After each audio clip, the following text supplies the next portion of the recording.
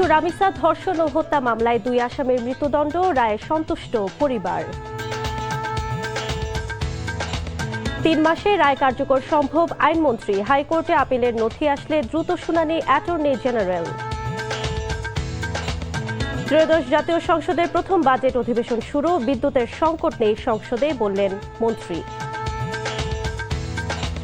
সীমান্তে আজও 25 জনকে পুশিনের চেষ্টা বিএসএফের, কূটনীতিকভাবে সমাধানের চেষ্টা চলছে স্বরাষ্ট্রমন্ত্রী।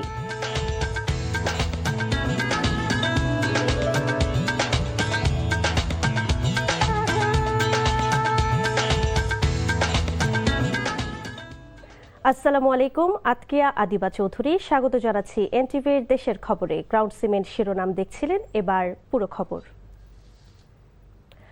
রাজধানীর মিরপুরে 8 বছরের শিশু রামিসা আক্তার ধর্ষণ ও হত্যা মামলায় প্রধান আসামি সোহেল রানা ও তার স্ত্রী স্বপ্না খাতুনকে সর্বোচ্চ শাস্তি মৃত্যুদণ্ড দিয়েছে আদালত। ঢাকা মহানগর শিশু সহিংসতা দমন ট্রাইব্যুনালের বিচারক মাসরুর সালেকিন আজ এ রায় দেন। 2 আসামির উপস্থিতিতে রায় ঘোষণার সময় রামিসার বাবা মা এজলাসে উপস্থিত ছিলেন। রিপোর্ট করছেন হাসান জাবেদ। দ্বিতীয় শ্রেণীর শিক্ষার্থী 8 বছরের শিশু রামিসা আক্তারকে ধর্ষণ শেষে নৃশংসভাবে গলা কেটে হত্যার পর লাশ গুম করার চেষ্টা করেছিল আসামিরা। সেই ধর্ষণ ও হত্যার ঘটনা দেশব্যাপী নিন্দার ঝড় ওঠে। এমন প্রেক্ষাপটে মামলাটি দ্রুত নিষ্পত্তির নির্দেশ দেয় সরকার প্রধান। ভয়াবহ এই ঘটনার 19 দিন পর মাত্র 4 কার্যদিবসে বিচারিক প্রক্রিয়া শেষে রায় ঘোষণা করা হয়। রায় ঘোষণা উপলক্ষে রোববার সকালে আসামি সোহেল রানা ও স্বপ্না খাতুনকে কড়া নিরাপত্তা ব্যবস্থায় আদালতে আনা হয়। বেলা 11টার পর রায় ঘোষণা করে অনন্য দৃষ্টান্ত স্থাপন করে ট্রাইব্যুনাল। রায়ে আসামিদের সর্বোচ্চ শাস্তি মৃত্যুদণ্ড সহ অর্থদণ্ডও দেওয়া হয়। 1 নম্বর আসামি মোহাম্মদ সোহেল রানা এবং 2 নম্বর আসামি স্বপ্না খাতুন উভয়কে মৃত্যুদণ্ডে দণ্ডিত করেছেন। একই সাথে 1 নম্বর আসামি মোহাম্মদ সোহেল রানাকে 5 লক্ষ টাকা জরিমানা এবং 2 নম্বর আসামি স্বপ্না খাতুনকে 2 লক্ষ টাকা জরিমানা আরোপ করেছেন। রায়ের পর্যবেক্ষণে আদালত বলেন, এই ঘটনায় আসামিদের অনুকম্পার কোনো সুযোগ নেই। অপরাধীদের জন্য এই রায় দৃষ্টান্ত হয়ে থাকবে। দ্রুত তদন্ত এবং দ্রুত বিচার প্রক্রিয়ার যে পদক্ষেপ, সেই পদক্ষেপের মাধ্যমে আজকে যে রায় দেয়া হলো, এই রায়টি আমাদের রাষ্ট্রের যে ভবিষ্যৎ প্রজন্ম শিশুদের রক্ষার করার জন্য একটি মাইল ফলক হয়ে থাকবে। বিজ্ঞ আদালত বলেছেন, সে এই লম্বা সময় যে অপরাধটা সংঘটিত হয়েছে, সে চাইলে এটা প্রতিরোধ করতে পারত, প্রতিবাদ করতে পারত। যেহেতু সে প্রতিরোধ করে নাই, প্রতিবাদ করেনি, সেহেতু সেই অপরাধ কাজে নিজেকে জেনে শুনে সহযোগিতা করেছে। বিধায় বিজ্ঞ আদালত সমাজে এটাও একটা দৃষ্টান্ত স্থাপন করতে চায় যে অপরাধের সহযোগীও অপরাধের দায় থেকে মুক্তি পাবে না। রায়ের বিরুদ্ধে আগামী 7 কার্যদিবসের মধ্যে আপিল করার সুযোগ পাবেন আসামিরা। রায় ঘোষণা শেষে সাজা পরোয়ানা দিয়ে 2 আসামিকে কারাগারে পাঠায় আদালত। শিশু রামিসা ধর্ষণ ও হত্যা মামলায় দ্রুত বিচারিক প্রক্রিয়া শেষে আসামিদের শাস্তি দিয়েছে বিচারিক আদালত। এখন এই মামলাটি যেন হাইকোর্ট এবং আপিল বিভাগে দ্রুত নিষ্পত্তি হয়ে এই রায় কার্যকর করা হয়, এমনটাই চাওয়া ভুক্তভোগীর স্বজন এবং সাধারণ মানুষের। হাসান জাবেদ, এনটিভি নিউজ, মহানগর দায়রা জজ আদালত, ঢাকা। শিশু রামিসা ধর্ষণ ও হত্যাকাণ্ডের রায় দ্রুততম সময়ে ঘোষণা করায় স্বস্তি প্রকাশ করেছেন রামিসার স্বজনরা। রায়ে স্বস্তি প্রকাশ করে অ্যাটর্নি জেনারেল বলেছেন, হাইকোর্টে নথি আসলে দ্রুত শুনানির ব্যবস্থা করা হবে। আর আইনমন্ত্রী আসাদুজ্জামান মনে করেন, আইনি দিক ঠিক রেখে 3 মাসের মধ্যে রায় কার্যকর করা সম্ভব। এদিকে রামিসা হত্যা মামলার দ্রুত রায়ে আইনের শাসন প্রতিষ্ঠিত হয়েছে বলে মন্তব্য করেছেন স্বরাষ্ট্রমন্ত্রী সালাউদ্দিন আহমদ। বিস্তারিত জানাচ্ছেন নাহিদ প্রিন্স। একটি নিষ্পাপ শিশুর চিরতরে হারিয়ে যাওয়া আর তারপর থেকে প্রতিটি দিন মা বাবার বুক ফাটা হাহাকার, অবশেষে অপেক্ষার অবসান হল আদালতের এজলাসে। বহুল আলোচিত শিশু রামিসা হত্যা মামলার 2 আসামি সোহেল রানা ও তার স্ত্রী স্বপ্না আক্তারকে ফাঁসির আদেশ দিয়েছেন আদালত। রায় শোনার পরপরই আদালত প্রাঙ্গণের বাতাস ভারী হয়ে ওঠে রামিসার বাবার কান্নায়। সন্তানকে তো আর ফিরে পাওয়া যাবে না, তবে খুনিদের সর্বোচ্চ শাস্তি হওয়ায় আদালতের প্রতি কৃতজ্ঞতা জানান তিনি। আমি চাই বাংলাদেশের প্রত্যেকটা রামিসার বিচার দ্রুত হোক এবং দ্রুত থেকে দ্রুত সময়ের ভিতরে সেই রায় কার্যকর হোক এবং বাংলাদেশে আর কোনো রামিসার এই ধরনের ঘটনা না ঘটুক। আইনজীবীরা বলছেন এই রায় সমাজের অপরাধীদের জন্য একটি কঠোর বার্তা। অপরাধ করে পার পাওয়ার কোনো সুযোগ নেই। আইনের শাসন যে এখনো অটুট, এই রায় তারই প্রমাণ। আমাদের অ্যাটর্নি জেনারেল অফিসের পক্ষ থেকে এই মামলা শুনানির জন্য ডেডিকেটেড স্পেশাল টিম তৈরি করছি আমরা। রাষ্ট্রের পক্ষ থেকে তার বক্তব্য কোনো রকম বিলম্ব যেন না ঘটে সেটি সুনিশ্চিত করার জন্য রাষ্ট্রের পক্ষে অ্যাটর্নি জেনারেল অফিসকেও আমরা সক্রিয় করেছি। আইনমন্ত্রী বলছেন আইনি সব ধাপ অতিক্রম করে রায় বাস্তবায়ন করতে 3 মাস লাগতে পারে। এই রায় কার্যকর করতে সরকার সব ধরনের সহযোগিতা দেবে বলে জানান আইনমন্ত্রী। আমি যখন রামিসার এই ঘটনার বিষয়ে মাননীয় প্রধান বিচারপতির সাথে কথা বলেছি, উনিও আমাকে বলেছেন এই খোলার পরে এই সমস্ত ডেথ রেফারেন্সগুলো, সব ডেথ রেফারেন্সগুলোই খুব দ্রুত নিষ্পত্তি করার জন্য আরও বেশি ফোকাসড সিদ্ধান্ত নেবেন এবং আমি এই বিষয়টা লেগে থাকব যাতে করে যেগুলো আপনারা বললেন এবং আজকে রামিসা সহ যত দ্রুত সময়ের মধ্যে সম্ভব আমরা এটা নিষ্পত্তি করার চেষ্টা করব। এদিকে রামিসা হত্যার রায় দ্রুত কার্যকরে সব ধরনের সহায়তা করা হবে বলে জানিয়েছেন স্বরাষ্ট্রমন্ত্রী সালাউদ্দিন আহমদ। বাংলাদেশের এই বিচারিক ইতিহাসে এবং পুলিশের গ্রেপ্তার এবং তদন্তের কার্যক্রমের ইতিহাসে এটা একটা মাইল ফলক। এভাবেই আমরা ইনশাআল্লাহ জনপ্রত্যাশা অনুযায়ী দেশে আইনের শাসন প্রতিষ্ঠা করতে চাই। রামিসা হত্যাকাণ্ডের পর যে দ্রুত গতিতে নিম্ন আদালতে সাজা হয়েছে, উচ্চ আদালতেও যেন একই ধারা অব্যাহত থাকে, সেই প্রত্যাশা বিচার প্রার্থীদের। Nahid Prince, NTV news, Dhaka. নিজের অপরাধের জন্য বাবার কাছে ক্ষমা চেয়েছেন শিশু রামিসা ধর্ষণ ও হত্যা মামলায় মৃত্যুদণ্ডপ্রাপ্ত আসামি সোহেল রানা। কারা কর্তৃপক্ষের ফোন থেকে সকালে নাটোরের সিংড়া উপজেলার মহেশচন্দ্রপুর গ্রামে বসবাসকারী বাবা জেকের আলীর সঙ্গে কথা বলেন তিনি। এছাড়া প্রথম স্ত্রীর সন্তান 10 বছর বয়সী মিনহাজের সঙ্গেও কথা বলেন সোহেল রানা। ছেলের কাছেও ক্ষমা চান তিনি। আজ সোহেল রানার মৃত্যুদণ্ডের রায়ের পর পরিবারের সদস্যরা ছিলেন বিমর্ষ।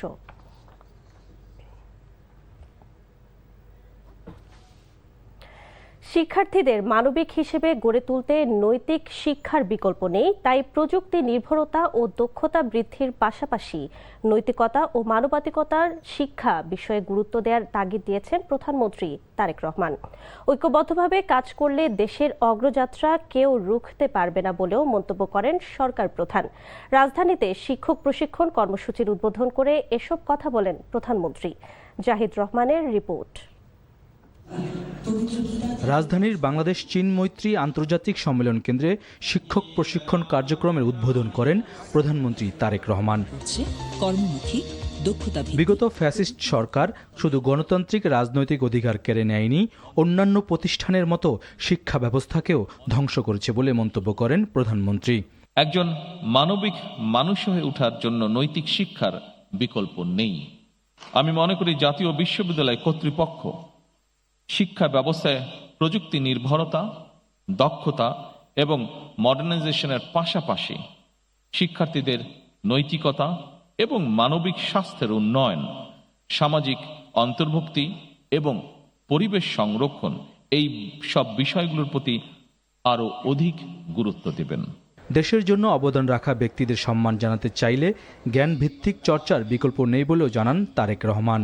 দেশের তারুণ্য এবং ছাত্র যুবশক্তিকে যদি প্রযুক্তিতে, জ্ঞানে, বিজ্ঞানে দক্ষ মানব সম্পদে রূপান্তর করা যায়, তাহলে আমি ব্যক্তিগতভাবে দৃঢ়ভাবে বিশ্বাস করি সেদিন হয়তো বেশি দূরে নয় যেদিন স্বনির্ভর, সমৃদ্ধ, স্বনির্ভর বাংলাদেশ হয়ে উঠতে পারে বিশ্বের কাছে একটি রোল মডেল। শিক্ষা শুধু ব্যক্তির পরিবর্তনের জন্য নয়, রাষ্ট্রের জন্য গুরুত্বপূর্ণ বলেও মন্তব্য করেন প্রধানমন্ত্রী। আমরা যদি ঐক্যবদ্ধভাবে কাজ করি তাহলে আমাদের যে অগ্রযাত্রা আমরা প্রত্যাশা করি সেই অগ্রযাত্রাকে কেউ ইনশাল্লাহ রুদ্ধ করতে পারবে না। নিজেদেরকে যথাযথভাবে গড়ে তুলতে পারলে তরুণ প্রজন্ম স্বনির্ভর বাংলাদেশ গড়ার নির্মাতা হবে বলেও মনে করেন তারেক রহমান। Zahid Rahman, NTV news, Dhaka. দেশের কোথাও বিদ্যুতের কোনো সংকট নেই বলে মন্তব্য করেছেন বিদ্যুৎ, জ্বালানি ও খনিজ সম্পদ মন্ত্রী ইকবাল হাসান মাহমুদ। কোথাও লোডশেডিংও নেই জানিয়ে তিনি বলেন, যেখানে লোডশেডিং হচ্ছে সেটি ঝড় অথবা লাইন সংস্কারের জন্য সরবরাহ বিঘ্ন হচ্ছে। জাতীয় সংসদের বাজেট অধিবেশনের প্রথম দিনে এক সংসদ সদস্যের প্রশ্নের জবাবে তিনি এমন কথা বলেন। তবে জ্বালানি মন্ত্রীর এমন জবাবের প্রতিবাদ জানিয়ে সংসদ সদস্য রুমিন ফারহানা বলেন, গ্রামাঞ্চলে 10 থেকে 12 ঘন্টা লোডশেডিং হচ্ছে। রুমিন ফারহানার দেয়া তথ্য অস্বীকার করেন জ্বালানি মন্ত্রী। সাংবাদিকদের পেশাগত নিরাপত্তার বিষয়ে এক প্রশ্নের জবাবে তথ্য ও সম্প্রচার প্রতিমন্ত্রী ইয়াসের খান চৌধুরী জানান, প্রেস কাউন্সিল আইন যুগোপযোগী করে তা প্রয়োগের চেষ্টা হচ্ছে। এ সময় শেখ হাসিনা সরকার স্বৈরাচারী হয়ে ওঠার সহযোগী সাংবাদিকদের বিরুদ্ধে আইনি পদক্ষেপ নেয়ার আহ্বানও জানান সংসদ সদস্য হাসনাত আব্দুল্লাহ। আমি আগেও বলছি, এখনই বলছি, আমাদের বিদ্যুতে ঘাটতি নাই। যে লোডশেডিং এর ডেফিনিশনটা একটু পরিবর্তন করতে হবে। লোডশেডিং সেটাই যেটা আমার বিদ্যুতে সরবরাহ না থাকলে লোডশেডিং হয়, আর যেটা ঝড় বৃষ্টি প্রাকৃতিক কারণে গাছ পড়ে দিয়ে যদি তার ছিঁড়ে যায় সেটা লোডশেডিং না। মাননীয় স্পিকার, আমরা লোডশেডিংই বলি আর মেরামত শেডিংই বলি। গ্রামাঞ্চলে 10 থেকে 12 ঘন্টা বিদ্যুৎ থাকে না, এটাই হলো বাস্তবতা। 12 ঘন্টা বিদ্যুৎ থাকে না, এটার সাথে আমি একমত না। সবশেষ 24 ঘন্টায় লালমনিরহাট ও ঠাকুরগাঁও জেলার সীমান্ত দিয়ে ফের 25 জনকে পুশিন করার চেষ্টা করেছে ভারতীয় সীমান্তরক্ষী বাহিনী বিএসএফ। তবে বিজিবি ও স্থানীয়দের বাধায় ভেস্তে যায় সেই প্রচেষ্টাও। এদিকে সীমান্ত ইস্যু সহ সব সমস্যার সমাধানে ডিপ্লোম্যাটিক চ্যানেলে সমাধানের কথা জানান স্বরাষ্ট্রমন্ত্রী সালাউদ্দিন আহমদ। ইমরুল কায়েসের ডেস্ক রিপোর্ট। প্রতিদিনই দুই দেশের কাঁটাতারের মাঝের শূন্যরেখায় শিশু, নারী ও পুরুষদের ঠেলে দিচ্ছে ভারতীয় সীমান্তরক্ষী বাহিনী বিএসএফ। অস্ত্রের মুখে বাংলাদেশের সীমান্তের দিকে ঠেলে দেওয়া হচ্ছে তাদের, কিন্তু বিজিবি ও স্থানীয়দের বাধায় তা ব্যর্থ হচ্ছে প্রতিনিয়ত। বিজিবির তথ্য বলছে, সবশেষ 24 ঘন্টায় ঠাকুরগাঁয়ের হরিপুর সীমান্ত দিয়ে 4 শিশু, 4 নারী ও 3 পুরুষকে পুশিনের চেষ্টা করে বিএসএফ। খবর পেয়ে বিজিবির একটি টহল দল দ্রুত ঘটনাস্থলে পৌঁছে তাদের শনাক্ত করে এবং বাংলাদেশে প্রবেশে বাধা দেয়। পরে কোম্পানি কমান্ডার পর্যায়ে পতাকা বৈঠক হলেও কোনো সুরাহা হয়নি। বর্তমানে তারা সীমান্তের শূন্যরেখায় অবস্থান করছে। 11 জন ব্যক্তিকে ভারত অবৈধভাবে আমাদের বাংলাদেশের সীমান্তে পুশিং করার চেষ্টা করে। এ সময় আমাদের তৎপর বিজিবি দল স্থানীয় জনসাধারণের সহায়তায় আমরা তাদেরকে ভারতের অভ্যন্তরে প্রতিহত করতে সমর্থ হই এবং তাদেরকে বাংলাদেশের ভিতরে প্রবেশ করতে বাধা প্রদান করি। রবিবার রাতে লালমনিরহাটের পাটগ্রাম সীমান্ত দিয়ে আবারও 14 জনকে পুশিনের ব্যর্থ চেষ্টা করে বিএসএফ। রাত জেগে বিজিবি ও গ্রামবাসীদের সতর্ক পাহারায় পুশিনের জন্য নিয়ে আসা একদল মানুষসহ পিছু হটে প্রতিবেশী দেশের বাহিনী। এদিকে সীমান্তে কঠোর অবস্থানে রয়েছে বিজিবি। অবৈধ অনুপ্রবেশ ঠেকানোর কাজে সীমান্তবর্তী এলাকায় জনগণকে সম্পৃক্ত করতে বিজিবির পক্ষ থেকে মাইকিং ও পথসভা করা হচ্ছে। অবৈধ অনুপ্রবেশ এবং পুশিং যাতে না হতে পারে সেই ব্যাপারে তথ্য দিয়ে বিজিবিকে সহায়তা করবেন। এদিকে ভারত থেকে অবৈধ পুশিং ঠেকাতে শক্ত অবস্থানে রয়েছে বাংলাদেশ। সীমান্তে নানা সমস্যা সহ ভারতের সাথে বিভিন্ন ইস্যু নিয়ে ডিপ্লোম্যাটিক চ্যানেলে আলোচনার কথা বলছেন স্বরাষ্ট্রমন্ত্রী। আমরা ডিপ্লোম্যাটিক চ্যানেলে এগুলো আলাপ আলোচনা করে সমাধানের চেষ্টা করছি এবং আমাদের বর্ডার গার্ড তারা সতর্ক আছে। আমরা সমস্ত পুশিনের, অবৈধ পুশিনের চেষ্টাকে আমরা বাধা দেব ইনশাআল্লাহ। Imrul Kayes, NTV news desk. পাবনায় স্কুল ছাত্রী রিয়া হত্যার বিচারের দাবিতে মহাসড়ক অবরোধ করেছে সহপাঠী ও শিক্ষকরা। সকালে মাওলানা কসিমউদ্দিন স্মৃতি উচ্চ বিদ্যালয়ের শিক্ষার্থী ও শিক্ষকরা পাবনা ঢাকা মহাসড়ক অবরোধ করে ঘাতকদের ফাঁসির দাবি জানান। এ সময় মহাসড়ক অবরোধের কারণে শত শত যানবাহন আটকা পড়ে। গত 4 জুন পাবনার চর বলরামপুর পদ্মা নদী থেকে বস্তাবন্দি অবস্থায় রিয়ার লাশ উদ্ধার করে পুলিশ। তথ্য প্রযুক্তির সহায়তায় ঘটনার দিনে হত্যাকাণ্ডের প্রধান আসামি সহ 3 জনকে গ্রেফতার করা হয়। নাটোরের বড়াই গ্রামে তুচ্ছ ঘটনায় দুই গ্রামবাসীর মধ্যে সংঘর্ষ ও যানবাহন ভাঙচুরের ঘটনা ঘটেছে। আহত হয়েছে 4 জন। পুলিশ ও স্থানীয়রা জানায়, ঈদের দিন এক যুবতীকে টিজ করা নিয়ে উপজেলার শিবপুর ও খাপাড়া গ্রামের যুবকদের মধ্যে মারামারি হয়। এ সময় সংঘর্ষ থামাতে গিয়ে এক ব্যক্তি মারধরের শিকার হন। আজ সকালে শিবপুর গ্রামের এক ভ্যান চালককে মারধর করে প্রতিপক্ষ। এর জেরে মসজিদে মাইকে ঘোষণা দিয়ে উভয় পক্ষের মধ্যে সংঘর্ষ বাধে। এতে একটি ট্রাক ও সিএনজি অটোরিকশা ভাঙচুর করা হয়। পুলিশ গিয়ে পরিস্থিতি নিয়ন্ত্রণে আনে। চট্টগ্রামে 10 লাখ গাছ রোপণের কর্মসূচি বাস্তবায়ন করছে সিটি কর্পোরেশন। সকালে নিজ কার্যালয়ের সামনে মাসব্যাপী বৃক্ষরোপণ ও পরিচর্যা কর্মসূচির উদ্বোধন করেন মেয়র ডক্টর শাহাদাত হোসেন। উদ্যোক্তারা জানান, জাতীয় পর্যায়েও ব্যাপক বৃক্ষরোপণ কর্মসূচি গ্রহণ করা হয়েছে। প্রধানমন্ত্রী আগামী 5 বছরে 25 কোটি গাছ রোপণের ঘোষণা দিয়েছেন। এই ছিল দেশের খবরে। এই খবরের ভিডিও সহ আপডেট জানতে ভিজিট করুন এনটিভি অনলাইন www.ntvbd.com। এছাড়াও এনটিভির জনপ্রিয় সব অনুষ্ঠান ও খবরের আপডেট জানতে ভিজিট করুন আমাদের ইউটিউব ও ভেরিফাইড ফেসবুক পেজ। 6টায় ইভিনিং নিউজ দেখার আমন্ত্রণ রইল। ধন্যবাদ সবাইকে।